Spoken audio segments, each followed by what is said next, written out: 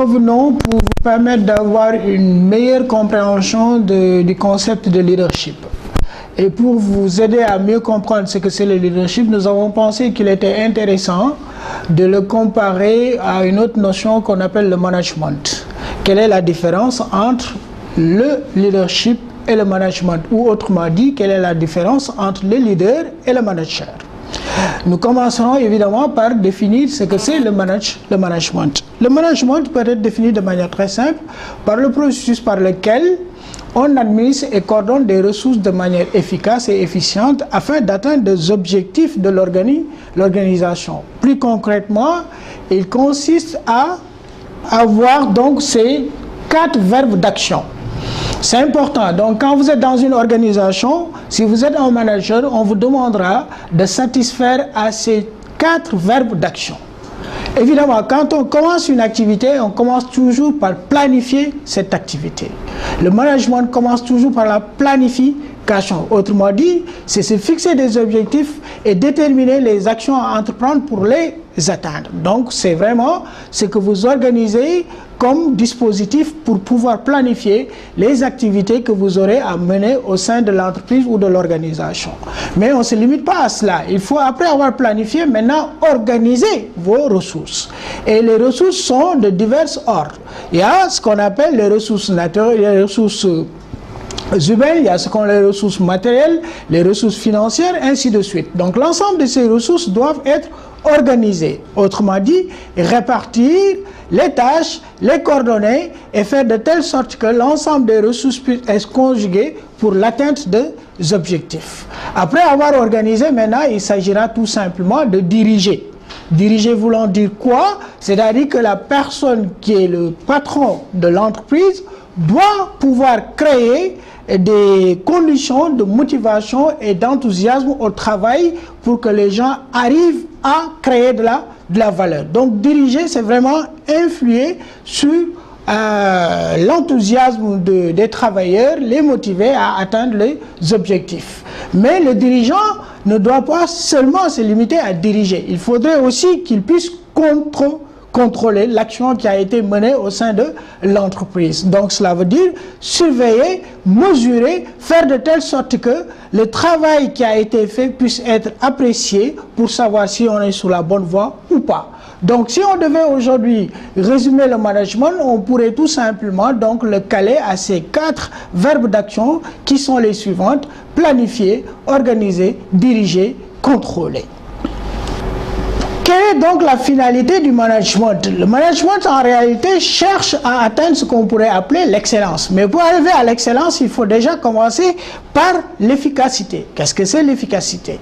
L'efficacité, c'est justement quand on arrive à prendre des ressources, à les mettre donc en conjugaison pour arriver à créer de la valeur. Mais dans un temps déterminé, avec des moyens déterminés et avec un objectif clair. Si vous arrivez à respecter le temps qui est défini pour l'atteinte des objectifs, les résultats et les ressources ou les moyens alloués à cette activité, on peut dire que vous avez été efficace. Mais l'efficacité n'est pas la finalité en soi. Il faut faire de telle sorte que cette efficacité puisse se transformer en efficience. Maintenant, c'est quoi l'efficience? L'efficience, justement, c'est cette qualité supérieure de l'efficacité qui voudrait dire que vous devez optimiser vos ressources, aussi bien financières, humaines que matérielles, pour arriver au même résultat dans un temps encore plus réduit. Vous convenez avec moi que c'est beaucoup plus intéressant parce que l'efficacité peut être accessible à tout le monde, mais l'efficience par contre est un peu plus difficile à atteindre. Maintenant, après l'efficience aussi, il ne faut surtout pas penser qu'on a fait le meilleur de ce qu'on pourrait attendre d'un manager. Non, le manager doit toujours tendre vers l'excellence. Mais l'excellence, comme vous devez le savoir, c'est un idéal. Donc si vous voulez aujourd'hui, je pourrais vous le donner sous forme d'image. C'est des escaliers. Donc plus vous montez, plus vous allez vers l'excellence. Mais quel est souvent le rôle du manager? Le manager, c'est celui qui incarne évidemment le management. En réalité, il y a un auteur qui l'a résumé en 8 rôles clés. Et ces 8 rôles clés sont les suivantes. Il faut déjà savoir piloter. Piloter veut dire quoi? Donc, c'est comme quelqu'un qui est dans son avion. il doit avoir, vous savez, les avions en général, il y a un tableau de bord et il y a plein d'indices, de signaux et de lumières. Il faut faire de telle sorte que l'ensemble de ces lumières soit au vert, ça veut dire que ça marche. Si c'est au rouge, évidemment, c'est qu'il y a des problèmes qu'il faudrait déjà solutionner pour arriver à les rendre verts. Mais piloter veut dire tout simplement aussi arriver à pouvoir performer. Performer veut dire amener l'entreprise à faire du résultat, à créer de la valeur, du profit. Le manager aussi doit être quelqu'un qui est capable de résoudre des problèmes, parce que l'entreprise par essence est un espace conflictuel où des intérêts ou des différences ou des conflits d'intérêts arrivent très fréquemment, et le manager est chargé justement de trouver des réponses appropriées à ces différents conflits. Le manager aussi doit être quelqu'un qui est très bon en matière de communication. Il doit avoir une communication parfaite qui lui permet justement de pouvoir communiquer, de pouvoir motiver ses troupes à l'atteinte des résultats. Mais l'une des plus grandes qualités qu'on pourrait aujourd'hui allouer à un manager, c'est l'anticipation.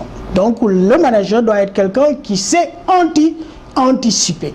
Anticiper voulant dire quoi? Essayer à l'avance de faire de telle sorte que tous les problèmes auxquels pourrait être confrontée l'entreprise ou l'organisation puissent être gérés en amont pour qu'une fois qu'on soit à cette situation, qu'on ait les possibilités de lever ces contraintes, de régler ces problèmes. Mais le manager aussi, c'est celui justement qui décide. D'ailleurs, on dit qu'en management, le premier rôle du manager, c'est de décider. Donc, il faut savoir prendre des décisions. Savoir prendre des décisions aussi, c'est savoir organiser son équipe. Au-delà de l'organisation maintenant, il faut savoir créer l'animation prise. Voilà en 8 rôles de pouvoir cartographier le travail, si vous voulez, d'un manager. Nous allons maintenant voir le leader. C'est un rappel. Le leadership, donc, on l'avait défini tout simplement comme étant justement cette attitude qu'une personne peut avoir à influer sur les autres et les amener à atteindre l'objectif qu'il s'est fixé, mais qu'il a fini de vendre à l'ensemble de sa communauté pour que tous ensemble qu'il aille dans le sens de l'atteinte de ses objectifs. Retenez cela, c'est très important parce que c'est cela qui vous permettra évidemment de pouvoir comprendre la différence qui peut exister entre ce concept et le management. Le leadership donc se manifeste sous deux formes en général. Il y a ce qu'on appelle le leadership formel et il y a ce qu'on appelle le leadership informel. Le leadership informel, je vous donne un exemple, c'est comme un gouverneur dans une ville. Ce gouverneur, il est justement disons, tributaire de ce qu'on pourrait appeler un leadership formel. Parce que du moment qu'il est gouverneur, représentant de l'exécutif dans la ville, il est investi de pouvoir et il ne fait aucun effort, lui, à son niveau personnel, pour incarner ce leadership. Dès qu'il est en uniforme et qu'il se présente comme gouverneur, de fait, il a donc ce leadership. Par contre, le leadership informel dépasse justement le leadership formel. Là, c'est quelqu'un qui, a priori, n'a aucun pouvoir statutaire, mais qui arrive par son comportement, par son charisme, par ses compétences, par sa propre valeur, à faire de telle sorte que les gens le perçoivent comme un leader. Et c'est justement cette perception que les autres ont de lui comme étant un leader qui fait ce qu'on appelle son leadership informel. Informel voulant dire quelque chose qui n'est pas statutaire, mais qu'il a juste travaillé à développer auprès de ses collaborateurs ou en tout cas de sa communauté. La différence donc entre leadership et management, on peut dire d'emblée que le leadership est très différent du management. Le rôle de la gestion est de favoriser évidemment la stabilité de l'organisation et de permettre de fonctionner sans heurts. Si un manager arrive à créer la stabilité dans son organisation en fonctionnant sans heurts, évidemment à atteindre des résultats, on peut considérer qu'il est bon manager.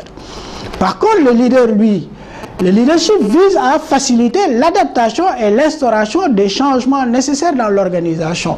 Donc un leader ne pourrait se satisfaire juste d'une organisation formelle, mais le leader doit être celui qui justement doit faire de telle sorte que le mode de fonctionnement de l'organisation puisse être réalisé dans une logique de mutation permanente, c'est-à-dire de changement de l'organisation, parce que l'organisation humaine, d'une manière générale, est une organisation dynamique. Et le leader doit faire de telle sorte que, quand il y a des changements, que ces changements puissent être adaptés et que l'ensemble des travailleurs puissent s'approprier de ces changements pour faire avancer l'entreprise. Donc, vous convenez avec moi qu'il y a une différence fondamentale entre le manager et le leader. Le manager, c'est celui qui gère des ressources et qui fait de telle sorte que ça puisse marcher. Le leader, c'est celui qui dépasse là, mais qui crée même les conditions d'une révolution au sein même de l'entreprise. Donc, si on prenait un graphique pour nous permettre d'avoir une parfaite illustration, en tout cas, de ce que la différence qui pourrait exister entre le manager et le leader, nous pourrions évoquer donc ce tableau, ces graphiques pour vous permettre de voir que souvent, le manager est au-dessus et le leader est au côté. Que veut dire au-dessus? Le manager, c'est le chef. C'est celui qui, en général, est évidemment celui qui donne les orientations, qui détient un pouvoir et qui, par son statut, donc, donne des directives à ses employés pour qu'ils puissent satisfaire à ses désirs. Mais le leader n'est pas forcément celui qui est au-dessus. Au contraire, souvent d'ailleurs, il est dans la masse. Il se confond dans la masse, on n'arrive même pas à le distinguer parce qu'il est à côté de ses agents. Et le gestionnaire, lui, ce qui l'intéresse, c'est l'atteinte des objectifs. Le leader, ce qui l'intéresse, ce n'est pas forcément l'atteinte des objectifs, mais plutôt l'épanouissement du travailleur dans, évidemment, l'atteinte des objectifs. Mais ce n'est pas seulement l'atteinte en soi qui est important, mais c'est comment atteindre ces objectifs. Et vous le verrez sur un certain nombre d'aspects, le manager et le leader sont totalement différents. Mais moi, j'aime bien, en tout cas, le diapo qui suit, qui nous permet de voir clairement, de manière imagée, la différence qui pourrait exister entre le manager et le leader. Comme vous le voyez ici, vous avez 3 personnes qui sont en train de tirer une charge. Sur cette charge, vous avez une personne qui est assise sur son bureau et qui donne des ordres. Tirez, s'il vous plaît. Et d'ailleurs, même s'il le plaît, il pourrait être de trop. Mais en tout cas, il est là, assis confortablement et il est tiré par les autres. Parce qu'il a tout simplement ordonné.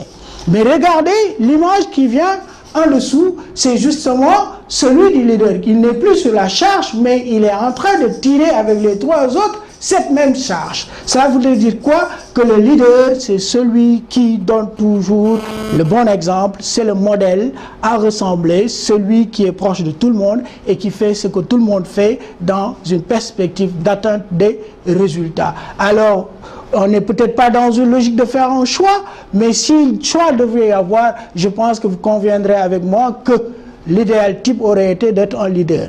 À moins que maintenant, certains d'entre vous aiment bien être un boss qui est assis derrière et puis à faire le grand chef et qu'on le tire à tout faire et puis lui, il ne donne que des ordres. C'est vous qui voyez, mais en tout cas, retenez que la différence fondamentale entre le leader et le manager, c'est que le leader, c'est celui vraiment qui est dans la mêlée, qui est avec vous et qui fait de telle sorte que tous les membres de la communauté puissent se retrouver en lui et ensemble atteindre des objectifs. Voilà, merci.